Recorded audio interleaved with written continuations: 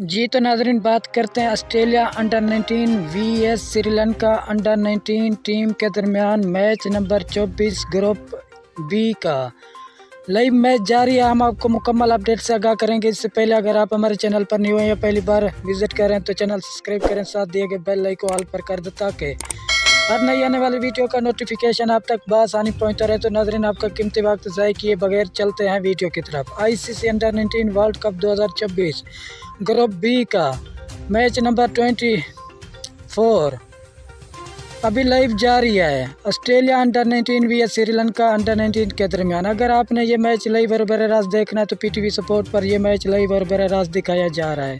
अगर आप इंडिया से ताल्लुक़ रखते हैं तो 10 सपोर्ट पर यह मैच लाइव और बराह रास्त दिखाया जा रहा है और इस चैनल से भी आपको हाईलाइट की सूरत में मैच अपडेट मिलती रहेगी। शुक्रिया नाजरीन, हमारी वीडियो देखने को मिलते हैं।